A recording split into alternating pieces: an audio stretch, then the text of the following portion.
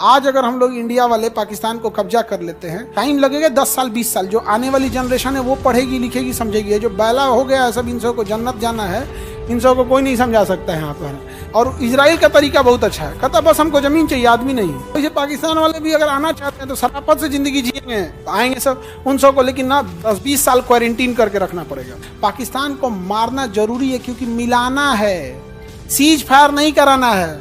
भारत में क्या कर लेना है, मिला लेना है। सर कुत्ते की पूंछ सीधी नहीं हो सकती है तो पूंछ काट देंगे लोग हमको, इसलिए कोई भी सेफ फील करता है। आप यकीन मानिए, भारत का जितने बड़े बड़े सेलिब्रिटी हैं वो जब इंडिया के कहीं पे भी घूमने जाते हैं तो अपने साथ उनको ना अपना स्टाफ रखना पड़ता है, अपने साथ 2-4-10 गार्ड रखना पड़ता है।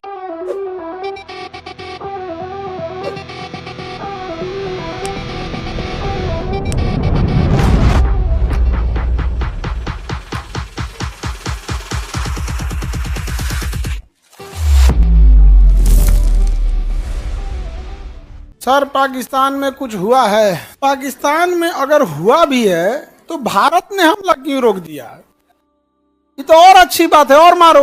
थोड़ा ढीठ आदमी चाहिए, इंदिरा गांधी टाइप का। सर पाकिस्तान सॉरी बोल दिया इसलिए हम लोग युद्ध रोक दिए, तो पहले ही सॉरी बोलवा देते। मतलब सॉरी बोलने के लिए हम लोग अपने इतने लोग शहीद हुए, हमारे जय दादा, तो पूरा का पूरा सीरिया तबाह बर्बाद हो गया है। 40 लाख से ज्यादा लोग मर गए हैं, 40 लाख से ज्यादा लोग मर गए हैं सीरिया में, एकदम तबाह।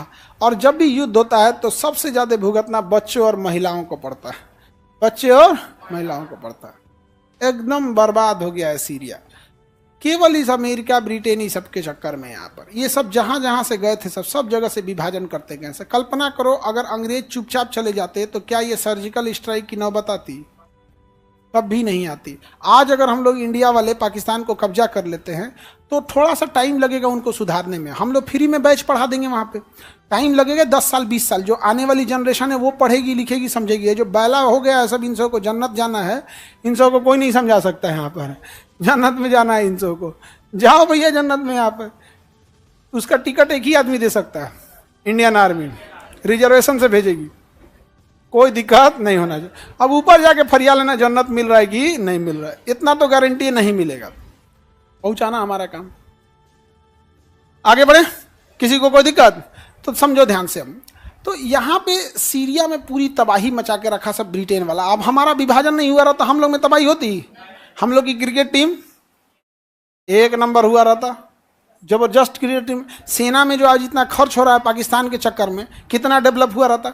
कश्मीर में पर्यटक अब नहीं जा रहे हैं, पूरी दुनिया के पर्यटक को खत्म कर सकता है कश्मीर अकेले, पूरी दुनिया को। स्विट्जरलैंड का बाप है कश्मीर, मतलब Switzerland is 10% of Kashmir, 10%। But Switzerland क्या शांत है, इसलिए कोई भी सेफ फील करता है। आप यकीन मानिए, भारत का जितने बड़े बड़े सेलिब्रिटी हैं वो जब इंडिया के कहीं पे भी घूमने जाते हैं तो अपने साथ उनको ना अपना स्टाफ रखना पड़ता है, अपने साथ 2-4-10 गार्ड रखना पड़ता है।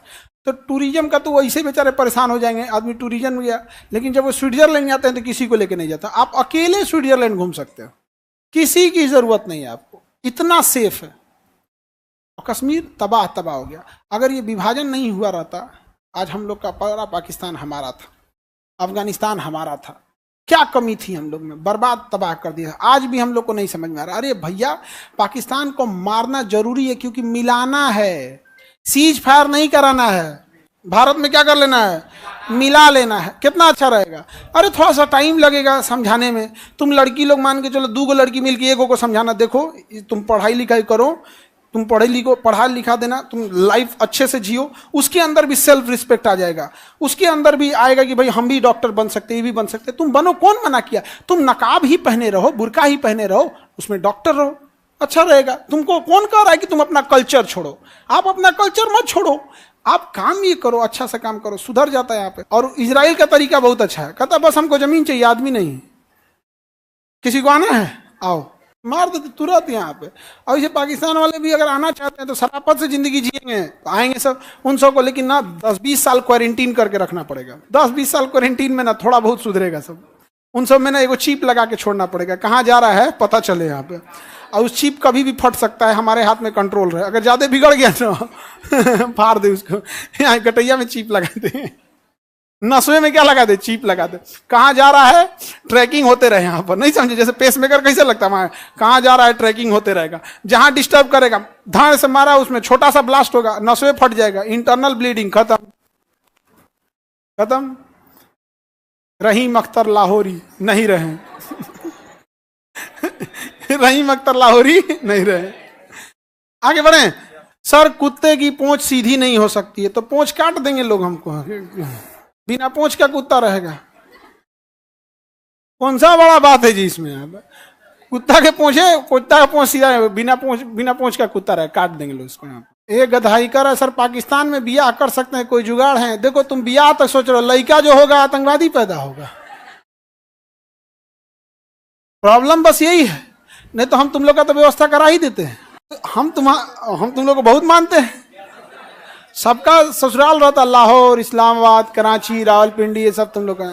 प्रॉब्लम बस यही आता है, यहाँ पे नाश्ता में बम लेके आता हूँ। प्रॉब्लम बस यही है। सर आप पाकिस्तान को समझाइए। बाबू हम लोग बिहारी हैं और हम लोग अशोक के माध्यम से समझाना जानते हैं। अशोक ने श्रीनगर को समझाया था बहुत साल पहले, अशोक ने कलिंग को भी समझाया था बहुत साल पहले। वही अशोक की मगध वाली विधि लाहौर में भी लगी, सब समझ जाएंगे, सब समझ जाए। मार से तो भूत भाग जाता। तो हाय बच्चों, कैसे हैं आप सब? हम हैं कंचन भैया। तो आज की क्लास में पढ़ेंगे क्लास 9 का मैथ चैप्टर 2 जो कि बहुपद है, एक्सरसाइज 2.4 का 1 नंबर। तो चलिए बिना देखे हुए स्टार्ट करें। क्वेश्चन क्या है? क्वेश्चन क्या है बताइए कि निम्नलिखित बहुपद में से किस बहुपद का एक गुणनखंड x+1 है। तो देखना है, तो सबसे पहले x+1 का शून्य निकालेंगे। तो देखेंगे x+1 का शून्य निकालेंगे। शून्य क्या करना पड़ता है?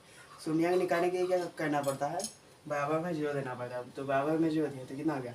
x+1 है इधर, तो बराबर की उस साइड क्या -1। तो ये हमें का शून्य निकालेगा। लिखेंगे शेषफल प्रमेय के अनुसार, लिखेंगे शेषफल प्रमेय के अनुसार, शेषफल प्रमेय के अनुसार, शेषफल प्रमेय के अनुसार। तो शेषफल प्रमेय के अनुसार क्या होगा?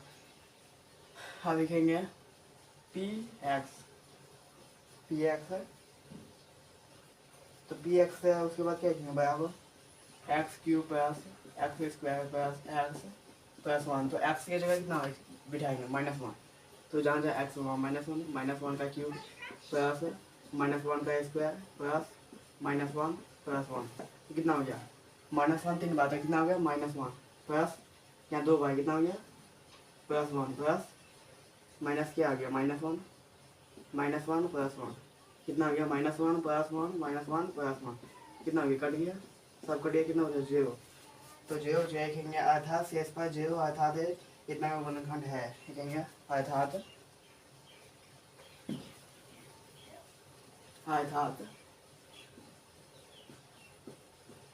शेषफल 0, शेषफल 0, शेषफल 0 अर्थात x+1 का गुणनखंड कितना है? x³ + x² + x+1 का है, का क्या है? तो इसी के साथ उनका 1 नंबर होता है कंप्लीट। अब बढ़ेंगे 2 नंबर की ओर, देखेंगे 2 नंबर क्वेश्चन क्या है। तो अब बढ़ते हैं 2 नंबर क्वेश्चन की ओर।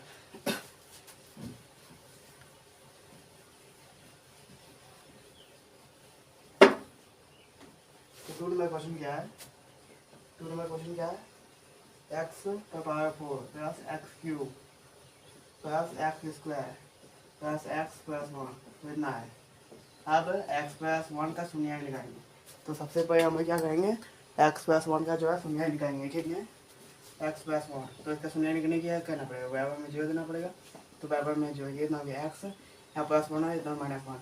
अब शेषफल के अनुसार करेंगे कि किसके अनुसार? शेषफल के अनुसार, शेषफल के अनुसार। तो शेषफल के अनुसार क्या हो गया? लिखेंगे x³ + x³ + x² + x+1 तो कितना हो गया? एक्स का पावर 4 यानी कि एक्स की जगह -1 का power 4 plus minus x cube plus minus x square plus -1 plus 1 कितना हो गया? यहाँ कितना हो गया? 1 प्लस यहाँ -1 प्लस 1 यहाँ कितना हो गया? -1 प्लस 1 कितना हो गया? अब कितना हो गया? यहाँ -1 प्लस 1 -1 प्लस 1 कट गया कितना बचा? 1 बच गया 1 बच गया। तो लिखेंगे अतः शेषफल 1 लिखेंगे अतः शेषफल 1 अर्थात क्या? x प्लस 1 बहुपद इतना x पर power 4 plus x cube plus x square plus x plus 1 का समयांक है का गुणनखंड नहीं है। का गुणनखंड नहीं है। तो इसी के साथ हम लोग का दोनों होता कमेंट पढ़ेंगे 3 नंबर के देखेंगे 3 नंबर क्वेश्चन क्या है।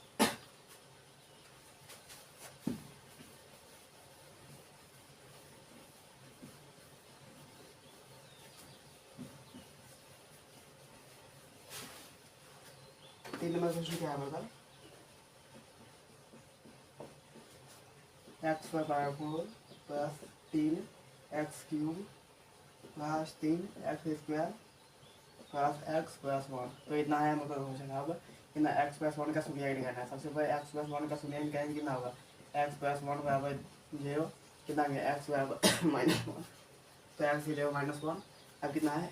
एक्स पर power 4 plus 3 x cube plus 3 x square plus x plus 1। तो जहाँ जहाँ एक्स है वहाँ पे -1 का पर पावर 4 प्लस 3 -1 क्यूब प्लस 3 -1 का स्क्वायर प्लस -1 प्लस 1 कितना हो गया? यहाँ पे 1 प्लस 3 यहाँ -1 प्लस 3 यहाँ 1 प्लस -1 प्लस 1 तो कितना हो गया? एक्स प्लस कोई एक्स माइनस हो गया -3 यहाँ कितना? प्लस 3 यहाँ -1 यहाँ प्लस 1 कट गया। यहाँ पे भी कट गया कितना बचा? 1 बच गया। तो लिखेंगे अर्थात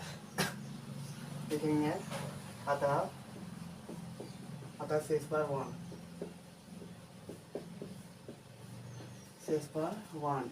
अर्थात x प्लस 1 बहुपद x पर power 4 plus 3 x cube plus 3 x square plus x plus 1 का गुणनखंड नहीं है। प्लस 1 का गुणनखंड नहीं है। तो इसी के साथ हमारा 3 नंबर था कंप्लीट। आप बढ़ेंगे 4 नंबर की ओर देखेंगे 4 नंबर क्वेश्चन क्या है। तो आप बढ़ते हैं 4 नंबर क्वेश्चन यानी कि अंतिम क्वेश्चन।